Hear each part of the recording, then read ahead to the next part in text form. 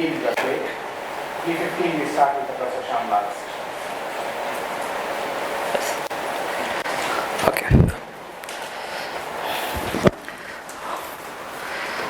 Okay, so we'll start where we have left in the last class. But before that, we just define the two-class classifier.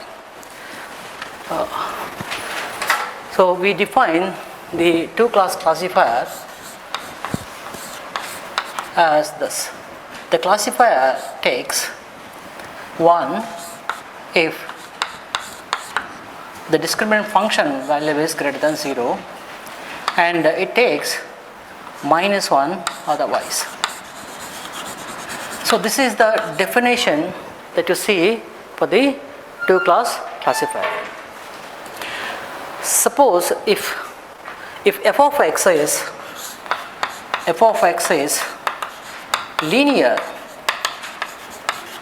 then the classifier is a linear classifier.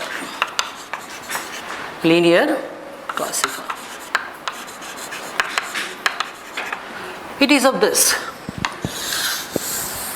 So h of x is equivalent to 1 if this is greater than 0 and this takes -1 otherwise. So this is the definition for the linear classifier. So we have taken example in the last class, and we have seen how we can train the classifier. There are many methods to classify the linear classifier. So one of the method is the least square method. One of the method is the least square method.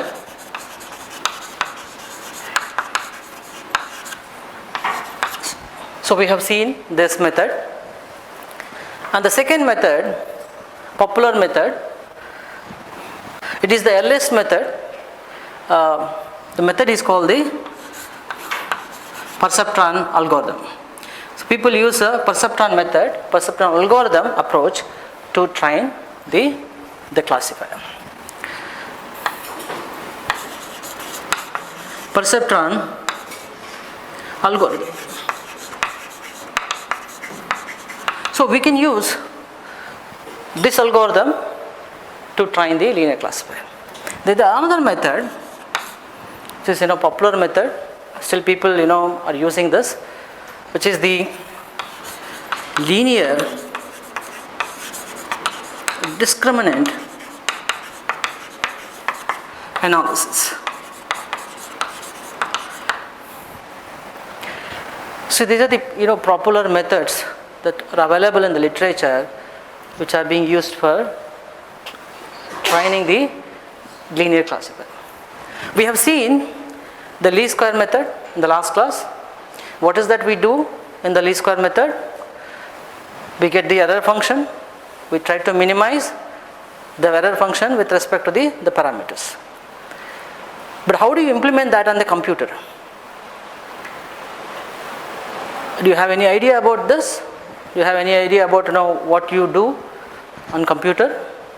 How you implement? So we already seen in the last class is if I use this method, I have to solve the system of equations. If you say I have to solve the system of equations, I have to invert the matrix, right? So people don't prefer to invert the matrices on computer. Usually, suppose if you have a more number of samples, you have to invert a big matrix. That people don't want to do. It's not advisable to invert the matrix and do this. So instead, what they do is that they apply algorithm. What is that algorithm? They apply the steepest descent algorithm. They apply steepest descent algorithm.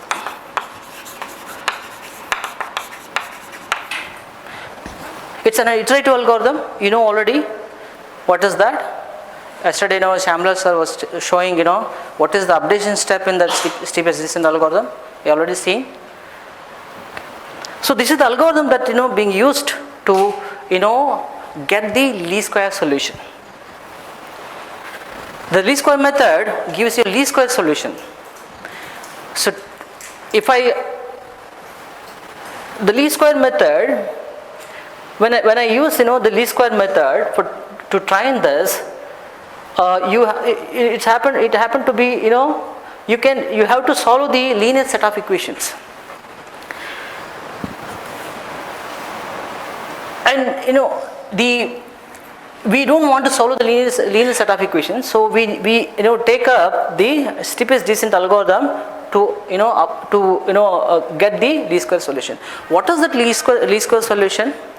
The least square solution is this.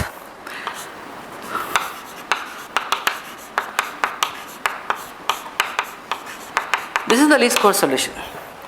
You might have seen in SAS PPT this equation. This is called the least square solution, where A is the data matrix.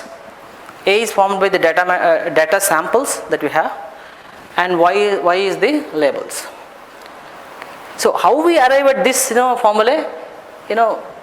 We need to have one more class to understand this. Okay, how you arrive at this. Okay, but time being you just take it this. Okay.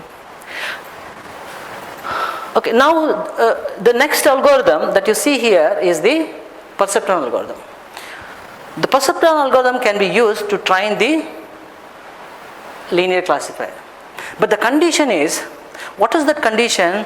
The condition is that we already seen the data, right? Simple data from the last class. What is the data that we have? This is the data we have, right? We have the one-dimensional data. We have 3 samples, right? This, the sample value, the feature value belongs to class 1, and this feature belongs to, again, class 1. The feature value is 2, and the third feature value is 3, and it belongs to class 2. Now look at the feature space. This is called the feature space. This is called the feature space. So one-dimensional feature space. Now look at the pattern of the features. You can see that the features are linearly separable. The features are linearly separable. What do you mean by linearly separable in one-dimensional? You can get a point.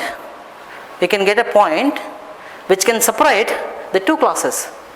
So you can have a point here. You can have a point which can separate the 2 classes. If this is there in the feature space, then you can apply the perceptron algorithm. The perceptron algorithm you can apply this to train this if the feature space is like this. If the features are not linearly separable, then you can't apply the perceptron algorithm. Perceptron algorithm is basically an iterative algorithm. It's an iterative algorithm. It will converge only if the data, the feature samples are linearly separable. So for example, if you take the 2-dimensional case, right? So let's say you have some data is something like this.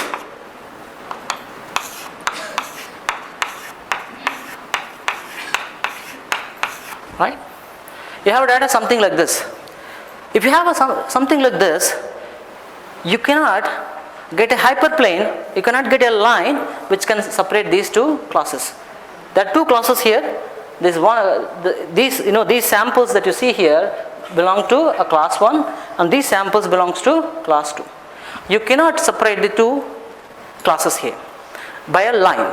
You cannot separate. You cannot see if you have something like this. If you have something like this in the feature space, let's say this is a 2-dimensional feature space. If you have a feature space something like this, then you can apply the perceptron algorithm. I am not going to discuss about the perceptron algorithm. It's a simple algorithm. I am not going to talk about the algorithm. So just I am telling you how, when it works. This works only if the feature samples are, the classes, two classes are linearly separable. In the one-dimensional case, you can get a line which can, right? If you can get a line which can separate this, then you can apply the perceptron algorithm. But the perceptron and iterative algorithm, when you say iterative algorithm, we need to talk about the convergence of the algorithm. The algorithm converges if the two classes are linearly separable. Okay, the third one is the linear discriminant analysis. What is that they do in this is, they take the feature values, they take the feature values, the feature vectors, and they look for a W which characterizes a plane. They look for a W. They look for a W where your projected data is linearly separable. So in the linear discriminant analysis, they find a W vector, right? With which you can do the projection of the data onto that, and you look for the separability of the data. So you look for a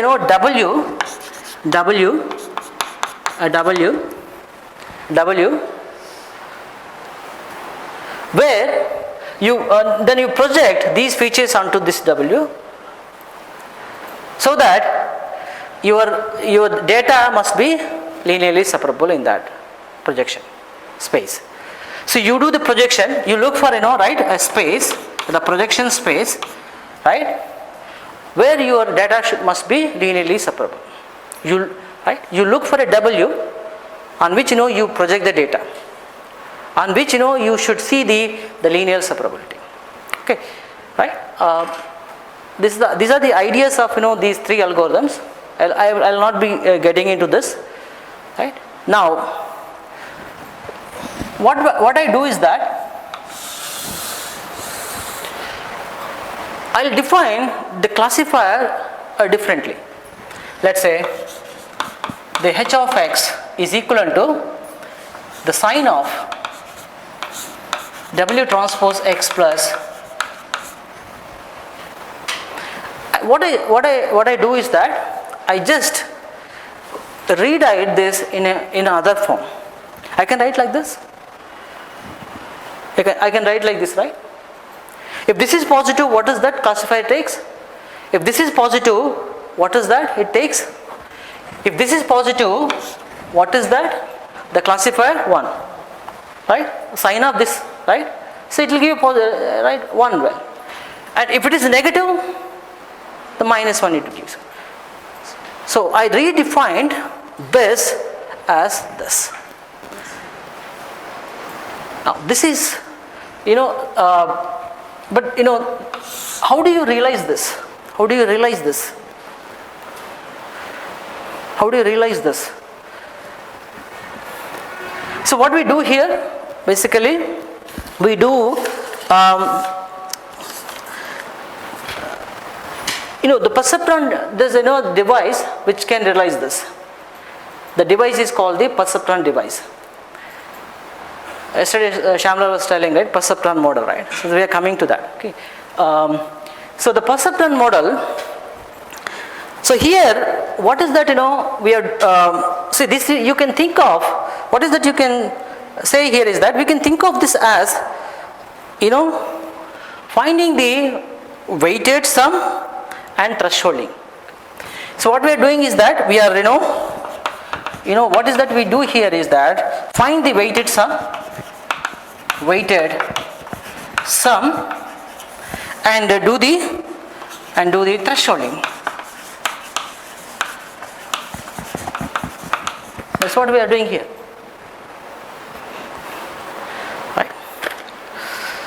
So basically what we do is that we weight the, right, the inputs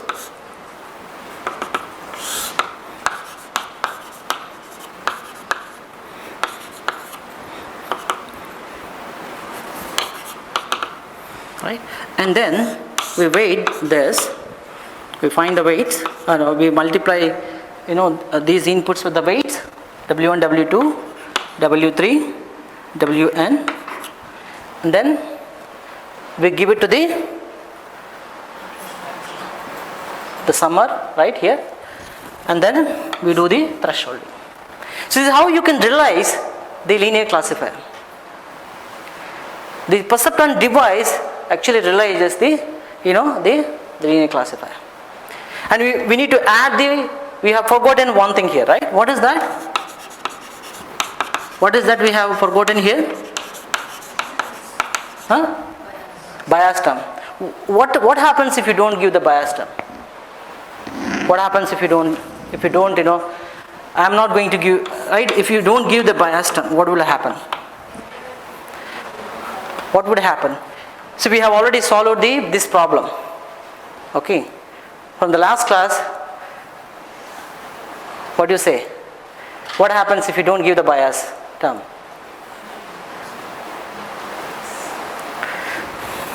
So what will happen is that every time if I don't give the bias term, it will say that the threshold is, what is the threshold that we have found last class? The threshold is somewhere here, right? So if x less than 7/3, then the classifier says it's 1. If it is greater than, the classifier says -1. Now if you don't give the bias, what is the threshold that it gives? Always 0. See, it always gives you 0. See, what would happen? Threshold means, you see that, what is that equation? Last class we had linear equation. We had this, right? No bias term here. 0. Right? See, if A we found A is -1. If there is no A naught, what would happen is that it always says that the classifier says that, what it says, if the h of x is equivalent to if x greater than 0. This is what happens. Always, see, for example, in the two-dimensional case, you see that if you don't have the bias term, what would happen? If you don't have the bias term, suppose you have the feature space is something like this. For the two-dimensional case, what is the linear discriminant function? A1 x1 plus A2 x2 A1 x1 plus A0 is equal to 0. Yeah, this is the threshold that we use, right? So if this is not there, what would happen? If this is not there, is a linear equation which always passes through origin. You can't get a line which can separate these two classes. So you can, if you say right, if it is in n-dimensional, right? Suppose you are handling n-dimensional data, so you cannot get a hyperplane. You can get a hyperplane which always passes through origin. That's the difference, right? So we should have always the bias term.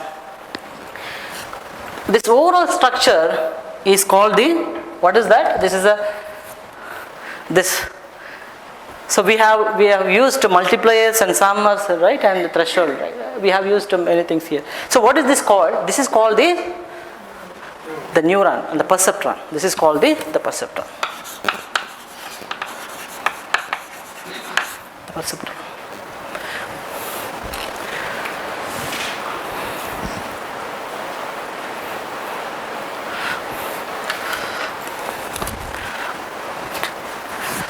Now what is the problem with this? What is the problem with this? How do you train this, the perceptron? How do you train the linear classifier? Of course, you can use the perceptron algorithm to train your, but what is the condition if you want to use, the perceptron algorithm? The feature, the classes must be linearly separable. But it's not always the case, okay? So we need to use some other algorithm, okay? Or maybe, you need to use the least square method. Right? So this is the classifier that we need to train using least squares. So what is the problem with this classifier? How do you train? We need to, what is the meaning of the training? Updating, right? Getting, this, right? So to train this, training means minimizing the error function. So what is the error function that we have used in the least square? We have the error function is equivalent to sum of the error squares, okay? Sum of the error squares that we have, right? So if I take that, the problem here is that we cannot do the derivation, we cannot compute the derivative. There is a problem with the derivative. And also the problem here, one more problem is, this may not be equivalent to, this may not give you, if I do this approach, this may not be equivalent to the efficient classifier, which is a Bayesian classifier. So for that, what they do is that they change the threshold strategy. What is that they do is that they apply, what they do is that the classifier takes 1 if the sigmoid of W transpose X A naught is greater than 0, and it takes 0 otherwise.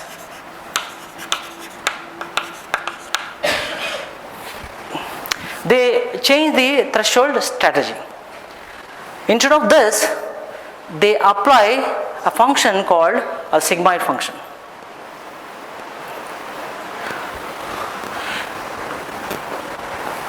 Sorry, right? So what is that here? Threshold, if I apply the sigmoid function to this, what is the threshold here? What is the threshold? We have already checked, we have already seen, right? What is the threshold? Right? What is that? Is greater than,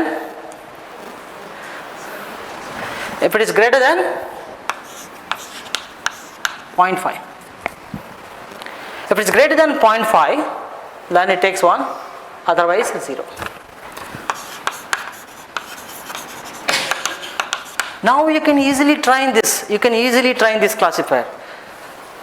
You can get, you can easily train this classifier using least squares. You can get the error function. Okay, you can easily derive, take the derivative of that, gradient of that. You can do that.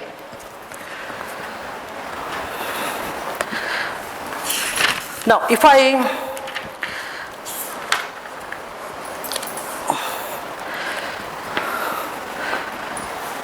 you can, this would give you the values in the range of 0 to 1. Right? So you can define this classifier here in a different way. What is that? How you can define is h of x is equivalent to 1, right? If the probability is high, which is greater than half. Otherwise, it is equivalent to 0.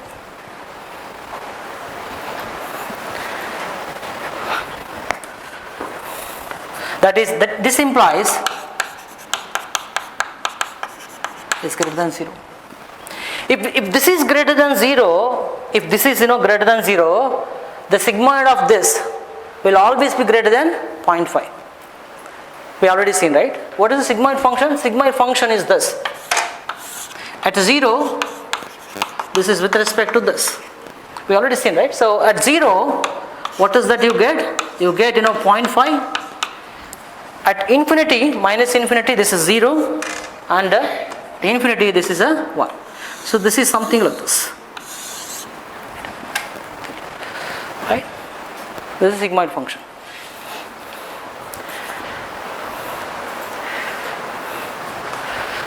This is another way to try this classifier.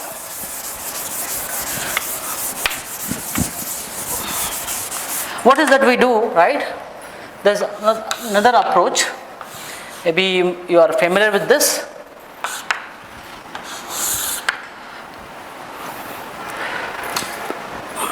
So this classifier gives you two types of errors. Okay, two types of errors. Your the feature vector may belong to the class 1, but in the classifier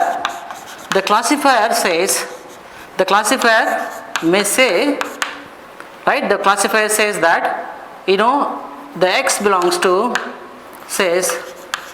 may say, right, it may belong to class 2. It actually may be class 1, but the classifier may says it may belong to class 2. That is a one error. Okay. And the other error is, what is the other error? Xi may belong to class 2, but the classifier may say that it may belong to class 1. There are two types of errors. And the loss you incur with the two errors would be different. So this is one kind of error. Now other error is this. Error 1, right? Okay, this may be class 2 and h of x may says that xi belongs to class 1. There are two types of errors. Error 2.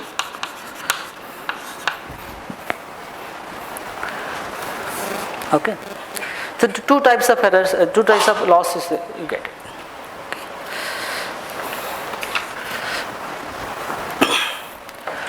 So for the class 1, what is, I'll define the loss. What I do is that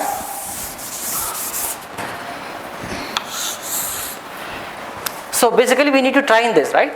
So what is training means we have to minimize the error, right, given by the initially given by the classifier. Okay. So we can have a loss for separately. We can have the loss for the class 1 and class 0, class 2. Let's say class 2. What is the loss function that we can define for the class 1 is, let's say the probability that you get here is the GW comma X. Okay, this is the probability. Okay, let's say this is equivalent to this. This would give you probabilities. Let's define this as a probability. Now I'll define the loss for the class 1. The loss for the class 1 is this. I define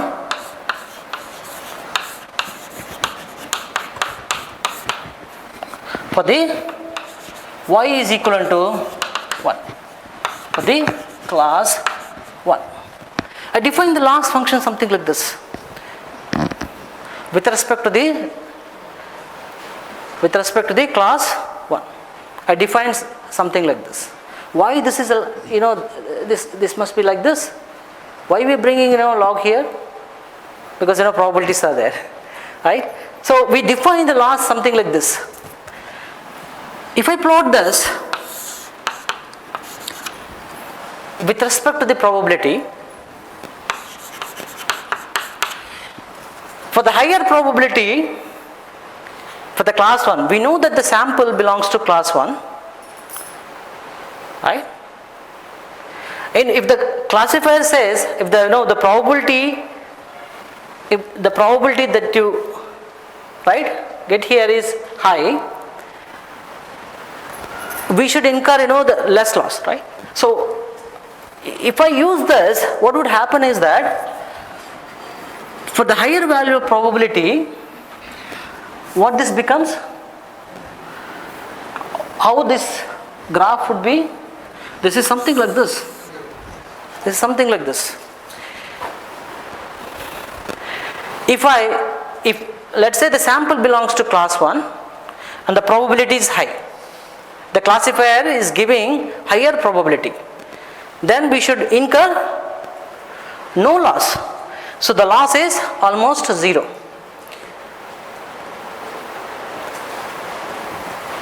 Your sample, we know that your sample belongs to class 1 and your classifier is giving you higher probability, then we should incur less loss. So this goes to 0. Yeah, in fact, right, so it will go like it is something like this, right? This is the loss function for the class. This is the loss function for the class 1. What do you expect the loss for the class 2?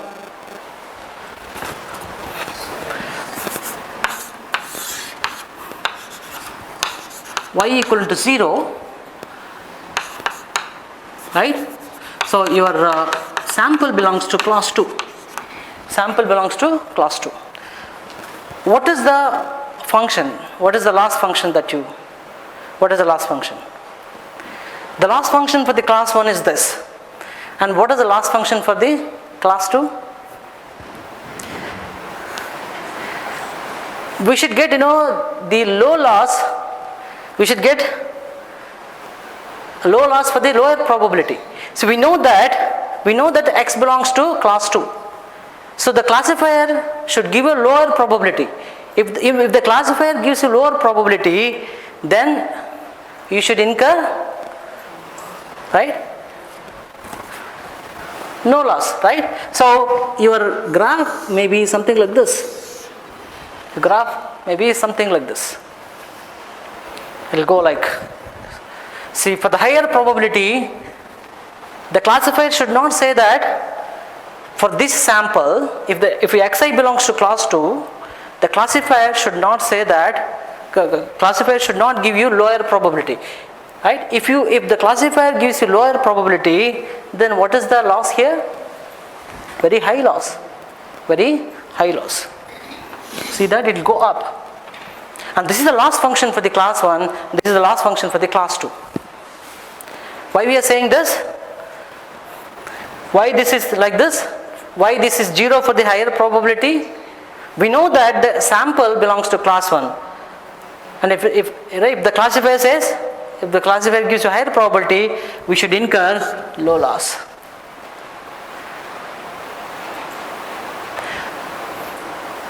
If the probability is low for this sample, then we should get high loss, because we know that this sample belongs to class 1. Let's say this sample belongs to class 2. We know that the Xi belongs to class 2, right? If the classifier says that it's a high probability, if it is high probability, what it says, what it takes, the classifier gives you class 1.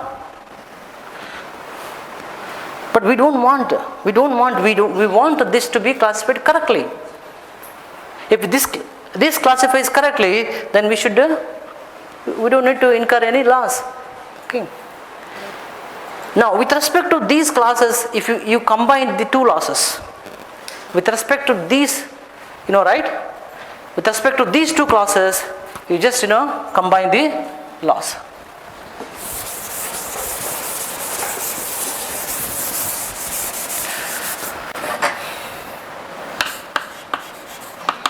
So if I combine with respect to the two losses with respect to the right, the two classes,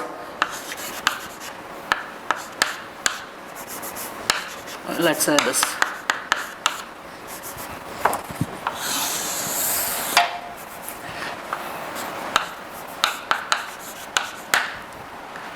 Right, so what is the loss function that we have to take here? We have not given the loss function here.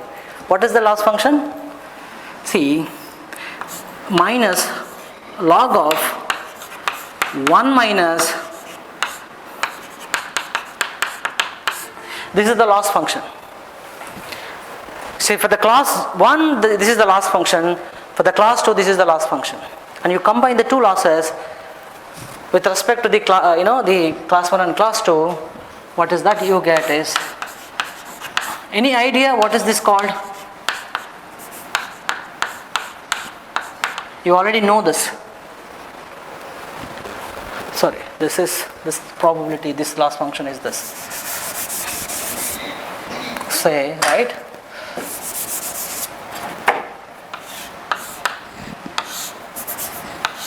Okay.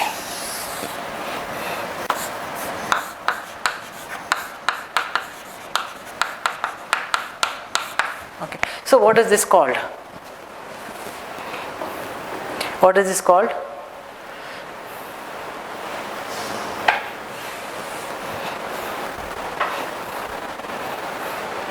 What is this called? Any idea? This is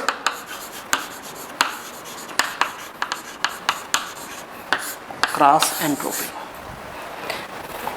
This is called the cross entropy. See, the cross entropy compares the two distributions. So for the given samples, you get two probabilities here. You get a probability for the given sample, you get the probabilities. These probabilities given by the classifier, and we have the true cross probability distribution. What is that? 1, 0. So basically what we are doing here is, right, we are comparing the two distributions here. We are comparing the two distributions here. If the two distributions are same, then what is that you get here? The two distributions are same. What is this? The cross entropy is what? The two distributions are, right? Two distributions are same. Let's say classifier also, this is also 1 and this is right. If it is 1, and this is obviously 0, right? What would happen? If this distribution is the same, then 0, right? So the cross entropy is 0. The information that you get is 0. Right? Entropy is nothing but the information, right? So information that you get from the. Okay, so now we need to minimize this. Minimize this.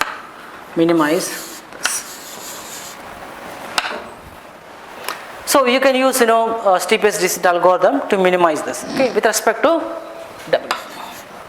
Okay. So what is that we have done? We have just slightly changed the perceptron. We have used a different threshold mechanism here, right? Why we have changed the threshold mechanism here? To do the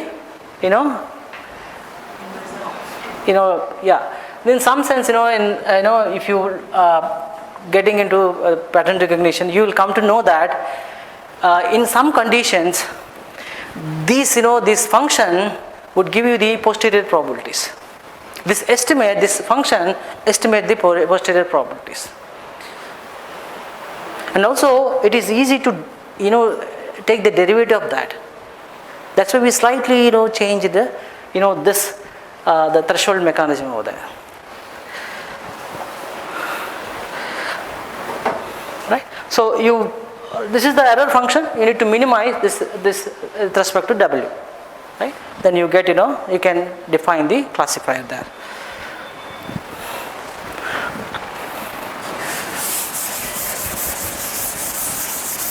But however, However, this can only classify this is called the linear classifier. However, this is called the linear classifier. This does the linear classification. Does the linear classification. It can only solve the problem. What are the problems it can solve is, suppose, let's say you have the two-dimensional data, something like this. Suppose you have the one feature here, let's say this belongs to class 1, and here you have another feature, right, which belongs to the class 1, and we have another feature here, let's say this, right, 0, 1, which belongs to, let's say, the class 2. This is a class 1, and this is a class 1 again. This is a class 2, and there is one more feature here, which is 1, 0, which right, say this belongs to class.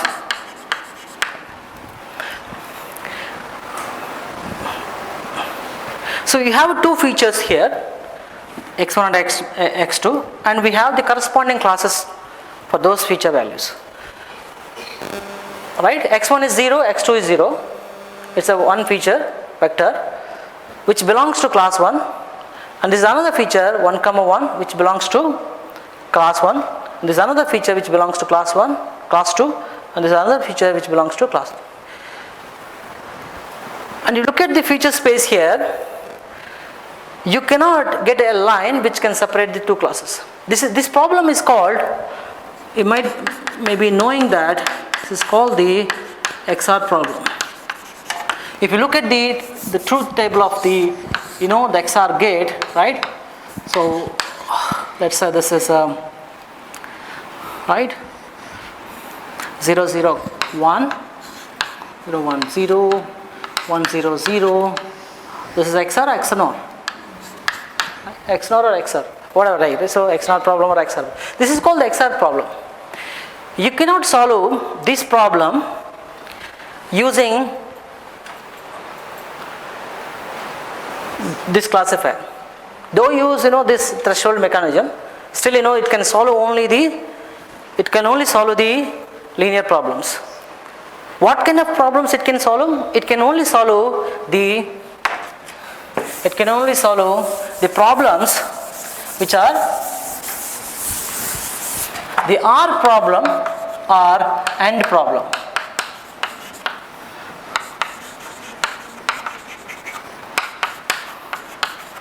So this one that you see here, linear classifier, only can solve R and X, the AND problem.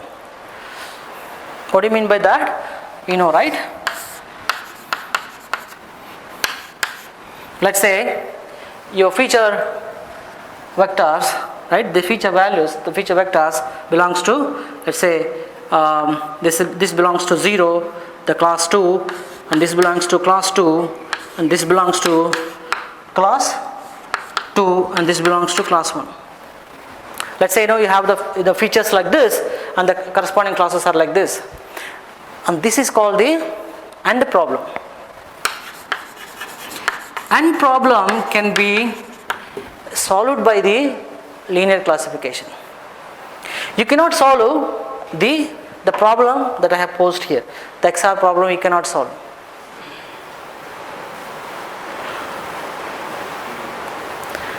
And you can solve the R problem as well, right?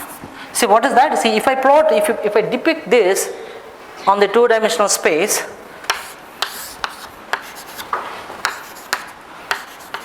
right? 0, 0 belongs to what? Class 2, and 1, 0 belongs to class 2, and 0, 1 belongs to class 2, and 1, 1 belongs to class 1. Now, can you get a line which can separate these two classes? Fine, right? So you can get a line which can separate this. But in this case, you cannot get a line which can separate them. The perceptron, or the modified, this one only solves the linear problems. You try out, you try like with the perceptron, or this one, this classifier. You can only solve this. You take, right, what are the W's, right? So how you define the classifier? Getting a classifier means getting the weights. You take whatever the combination of weights. You cannot solve the linear problem. You cannot solve this problem. This problem is called the XR problem. You can only solve the linear problem. So what they have done is, to solve these problems, what they have done is,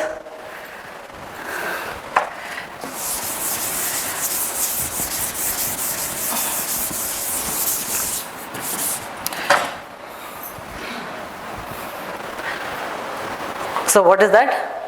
How do you solve that problem? The problem can be solved by a neural network.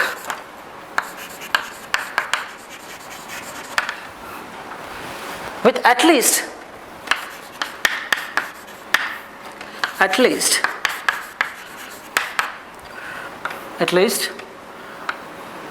one hidden layer.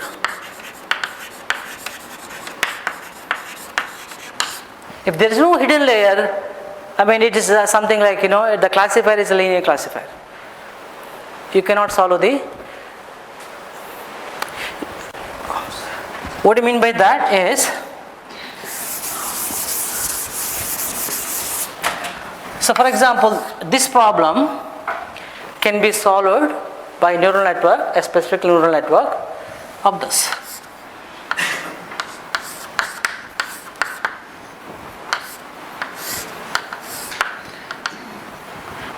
Let's say input,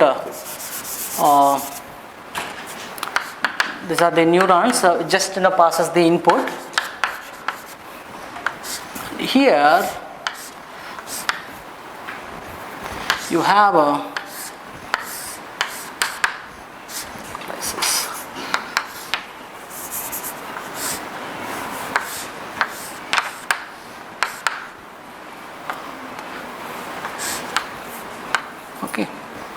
this is called the output layer, and this is called the input layer, and this is called the hidden layer. Input layer has 2 nodes, hidden layer has 2 nodes, and the output layer has 1 node. Without this, what people found is, without this hidden layer, you cannot solve the. So what is this? What are these nodes actually? Each node is of the linear classifier. Each node is basically the perceptron with the sigmoid function. Each node that you see here, perceptron with the sigmoid function. Each node. So what we do is that, generally, to get a neural network, what we do is that we take the perceptron with the sigmoid models, and then we interconnect them. To form, to get the neural network. So what is a neural network actually? The neural network is a composition of you would say that the interconnection of the perceptron with the sigmoid function. This can only solve the linear problem. One can show that this cannot solve the nonlinear problem. This cannot solve the problem that you see here, XR problem. But this can you know, this network that you see here can solve the XR problem. If you interconnect these models, right, like this, then you would be able to solve this. And these are the networks that can solve the, these are the networks that do the nonlinear, that does the nonlinear classification.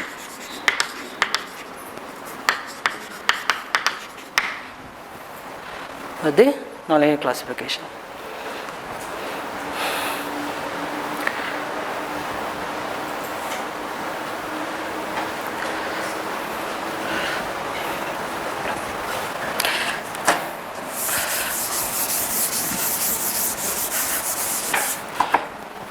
In the literature, right, people generally use a particular type of neural network. What is the neural network that we use always? We always use the feed-forward network. Feed-forward network, neural network. What do you mean by feed-forward network? What do you mean by fully connected feed-forward network? We usually use, right, when somebody says neural network, right, so immediately we think of, the feed-forward, or the fully connected feed-forward network. Okay. So what do you mean by that?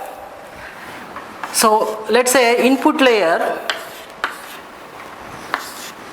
has many nodes, something like this, and let's say you have a hidden layer, one hidden layer. There are many nodes. Maybe you can say like more. And you have one output layer here, one node in the output layer. So this is the input layer. You have so many perceptrons here with the sigmoid function, and this is the hidden layer. You have so many perceptrons with the sigmoid function, and we have a output layer. Okay. What do you mean by fully connected feed-forward network? What do you mean by fully forward? Right? Every node is connected to every node. Okay. So this node, the output of this is connected to every node. This node output is connected to the every node of the hidden layer. And all the outputs of this hidden layer connected to this. Right, so you can say like, right, so yeah. So this node output also connected to all the nodes here. Okay. And there is a weight connection between these nodes. There is a weight connection between these nodes. The weight connection between these nodes. Now you tell me, what is the difference between the neural network and the convolutional neural network? There is something called, convolutional neural network. What is the difference between the neural network, the feed-forward network, fully connected layer, right? What is the difference between the fully connected layer and the convolutional layer, convolutional neural network? What is the difference? What are the main differences? Why people are crazy about CNNs? Why people shifted from this to that? Why can't they use this neural network over the CNNs? Why people go for CNNs? Huh? When you go to image data set, when you have more dimensions, so we start with. In convolutional neural networks also, you find the perceptron of the sigmoid function, remember. Okay, so you have nodes. Okay, you have so many perceptrons, basic models. Yeah, you're right. See, I mean, we use, we put it, the convolutional neural network in a different way, right, to to accommodate for the images. Okay, but what is the main difference between here? What is the main? Suppose let's say this is a 1D CNN. See, what is the difference between 1D CNN and the fully connected layer? Don't go to the image and all. Okay, what is the difference? What is the main difference? The NNs and CNNs. Convolutional neural network and NNs. Why do they Why the people have dumped this? Why people are not using this? What is the main difference? You see, in the fully connected layer, every node output, right? This output is connected to every node of the next layer. That won't happen in CNNs. That won't happen. So this output only connected to the few of the nodes in the next layer. So there would be a sparse in connectivity. So the first advantage is, what is the first advantage? Sparse connectivity. Sparse connectivity. That's the main advantage. It's the main advantage of the first advantage. What is the second advantage? The second advantage is that, so it will not be, so this output will not go to, all the nodes. This output only go to a fewer nodes here. Okay, you can think of this as a 1D CNN, okay? Don't complicate, yourself in, right? So only this output only go to the 3 nodes here. Okay. Now, what is the second advantage of the CNNs? What is the second advantage? Parameter sharing. Right, this is correct? Parameter sharing. What do you mean by parameter sharing here? In the fully connected layer, every node is connected to every node of this. There is a weight connection. There is a different weight connection that you see. Different weight connections. W1, W2, W3, W4, W. There's a different weight connections that you see in the fully connected layer. The parameters, the weight connections won't be shared in that. The parameters won't be shared. But in CNNs, what will happen is that, right? So the same weights will be shared throughout this. The same weights would be shared. Yes. This is due to the formulation, our formulation of convolution in terms of matrix multiplication. Yes, correct, sir. When we had the same values, we Yeah, shifted. We got that Laplacian matrix as we saw. Yeah, you can think of the here, as a 1D convolution. Yes. Yeah. Is that because of that formulation of convolution, or is there some other reason for this sparse connectivity? If you take the sparse neural network for pattern classification, we need the full connectivity. Yes, classification. See, images with a small matrix of the filter function where the sparse property comes up. Is that correct? Because of the formulation of the image as a column vector, yes. because of the formulation of the convolution kernel function, as we saw yesterday in Dr. Sharda's presentation, the same kernel, yeah, the same kernel will be applied, throughout, the image. That is because of the formulation. Yes, you're true. Some other magic property. Yeah. Because of the property. That's one of the property of the CNNs. That way we define, and it will come like that. Okay. So, right, these parameters will be shared here. So you don't see the different weight connections, in the other one. So the same parameters, right? Suppose if you are, using if you say like this is a 2D network, right? You have right? So what will happen, right? So what? See. So what is that you do, right? And what is the input to the CNN? The input to the CNN is a image, right? Image that you give. Okay. And what do you do in each and every layer? So you do the convolution operation, right? So you take, a kernel, right? The kernel is 3 by 3 size. Okay. At each computation, this kernel is going to cover only the 9 pixels of the image, and those are the inputs to the perceptron. And what are the weight connections here? The weight connections are the filter coefficients, right? So let's say this portion is covered by your kernel, right? W1 to W9, right? Let's say there are 9 pixels, right? 9 pixels are here, right? Let's say this is a 3 by 3. See, it covers 9 pixels here. Now what do? You take, right, multiply these weights with the corresponding pixel values and then sum it. So you can think of, right, what you are doing here. Let's say these pixel values are x1 to x9, right, and you multiply these with the W1, W2 to W9, and what do you do here actually? What do we mean by the convolution? You just do the multiplication and take the sum.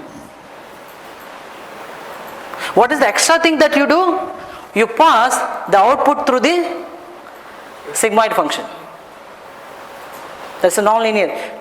To create a nonlinearity in the network. If there is no sigmoid function, Shyamlal sir was mentioned yesterday, right? If there is no sigmoid function, the whole network is a linear network. The whole network does only the linear classification. It won't do the nonlinear classification. So, right, each computation is to do with the one perceptron. We multiply them with sum, right, and then, right. So this is called the one convolution operation. Okay, it's a one computation of the convolution operation. Okay, and we pass through the sigmoid function. That's called the nonlinear layer. See, if you look at convolutional neural network, you see there are different layers. One is convolution layer, followed by what you call the nonlinear layer. People generally call it as a nonlinear layer. Then you have the max pooling layer, and followed by convolution layer, again a nonlinear layer. Okay. So implicitly you don't see the perceptrons with the sigmoid function, but explicitly you don't see that, but implicitly you can see, right? Implicitly you can see that what we are doing in the convolution layer is this. So the difference between the neural network and the CNNs, right? So in CNNs we do the sparse connections. There would be there is a sparse connectivity, and in addition to that there will be a parameter sharing.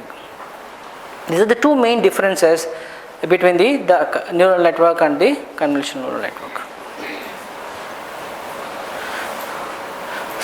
And also I suppose in this case those masks or those weights are predetermined because you know the convolution mask.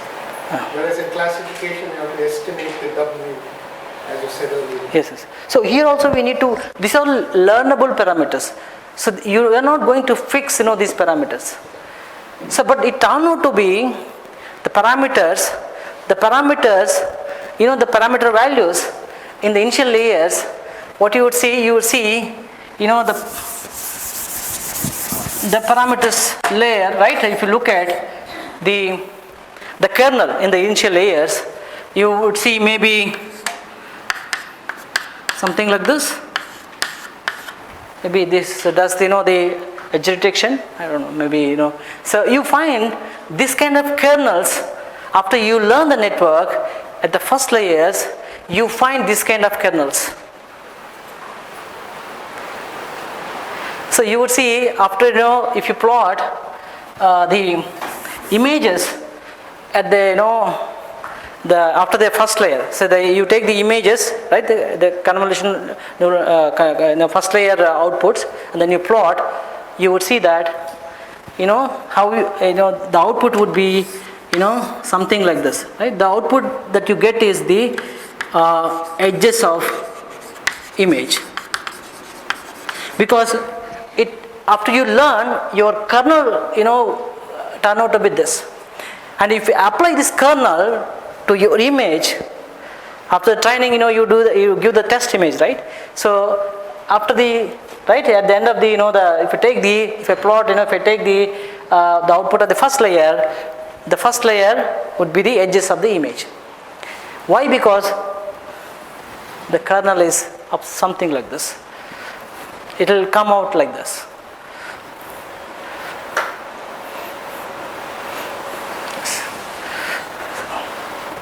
Yeah. So any doubts?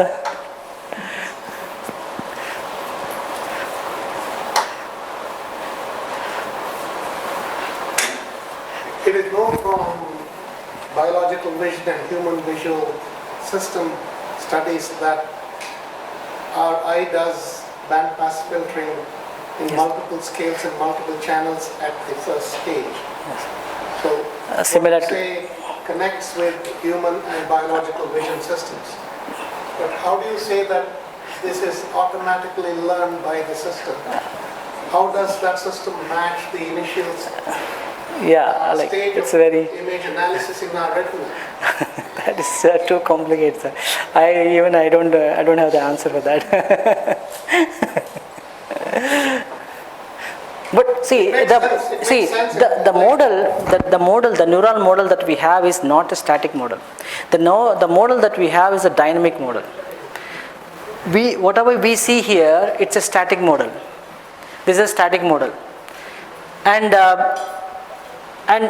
the whole network, does not mimic your brain. It's approximation of what you have in your brain. So people are trying. People have come up with different models for the perceptrons. So people tried dynamic models.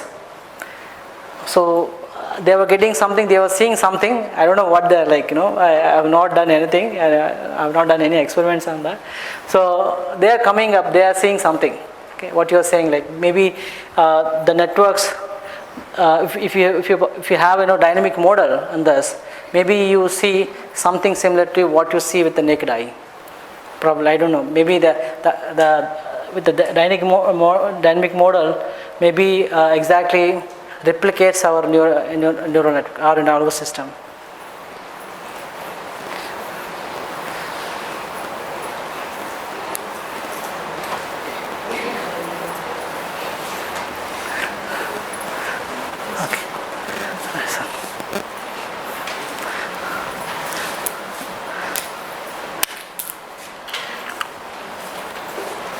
Okay, thank you, Dhamma. We have a tea break now. Maybe we come at 3:30. We'll have deep learning neural networks.